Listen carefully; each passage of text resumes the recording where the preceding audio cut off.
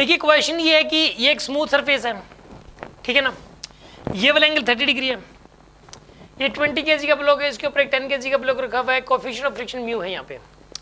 आपको इसमें ये बताना है कि ये एक दूसरे पे फ्रिक्शन कितना लगाएंगे। इसका आंसर देखते ही पता लग रहा है जीरो आएगा। जीरो क्यों आएगा आप ये समझते हैं, क्योंकि मैंने एक रूल बताया था कि अगर कोई भी दो ब्लॉक्स हैं वो अपने अपने फोर्सेस की वजह से सेम एक्सेलरेशन से जा रहे हैं, ठीक है ना, तो सेम अगर एक्सेलरेशन से अपने अपने फोर्सेस की वजह से जा रहे हैं तो वो एक दूसरे पे इंटरनल फोर्स जीरो लगाएंगे, ठीक है। अब सुनो, इसके ऊपर देखो mg sin थीटा लगेगा, इसके ऊपर एक तो नीचे की तरफ mg की वैल्यू 200 इंटू साइन 30 100 न्यूटन लगेगा, और इस पे mg sin थीटा इस पे भी लगेगा, mg की वैल्यू 100 साइन 30 1/2 50 न्यूटन लगेगा। तो इस पे mg sin थीटा लग रहा है 50, इस पे mg sin थीटा लग रहा है 100। ये बात समझ आ गई आपको।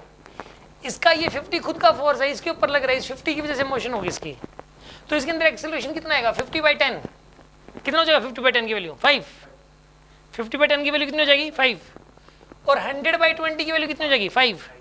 तो खुद के फोर्स की वजह से दोनों का एक्सेलरेशन क्या सेम है, तो यहाँ पे friction force as internal force काम कर रहा है दोनों ब्लॉक्स के बीच में, तो इस इंटरनल फोर्स की वैल्यू जीरो हो जाएगी। इंटरनल फोर्स जब तक नहीं लगता जब तक एक दोनों का एक्सेलरेशन अपने अपने फोर्स की वजह से अलग अलग हो, अगर अलग अलग हुआ तो सेम करने के लिए जितने की जरूरत है उतना लगेगा। फिर वो इंटरनल फोर्स का काम क्या होता है, दोनों का एक्सेलरेशन सेम करना, बट ऑलरेडी सेम है।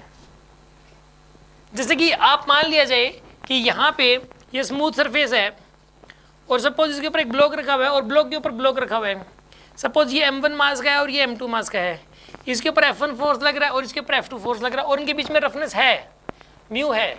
कई सारे बच्चे सोचते हैं कि म्यू है, अगर रफनेस है तो फ्रिक्शन पक्का लगेगा, ऐसा कुछ नहीं है। हो सकता है कि म्यू हो भी और फ्रिक्शन लगे भी ना, ये भी हो सकता है। इसके अंदर एक्सेलरेशन आएगा f1/m1 का खुद के फोर्स की वजह से, और इसके अंदर एक्सेलरेशन आएगा f2/m2 का खुद के फोर्स की वजह से। अगर बाय द वे दोनों बराबर हो गए ना, ये अगर ये दोनों बराबर हैं तो ऐसे केस में ये एक दूसरे पे कोई फ्रिक्शन नहीं लगाएंगे, ठीक है ना, चाहे म्यू पढ़ा रहे। क्यों? क्योंकि खुद के फोर्सेस की वजह से खुद का एक्सेलरेशन सेम है। जैसे कि मान लिया जाए यहाँ पे अगर एक स्मूथ सरफेस है, यहाँ पे ये m1 मास का ब्लॉक है, ये m2 मास का ब्लॉक है, ठीक है, इसके ऊपर आपने f1 का फोर्स लगा दिया और इसके ऊपर f2 का फोर्स लगा दिया, तो इस वाले, और मान लो इसमें f1/m1 हो, इसका एक्सेलरेशन कितना होगा f1/m1 खुद के फोर्स की वजह से, तो और इसका एक्सेलरेशन f2/m2। अगर f1/m1 इक्वल टू f2/m2 हो जाए तो इस केस में टेंशन नहीं आएगी स्ट्रिंग में, टेंशन यहाँ पे इंटरनल फोर्स है।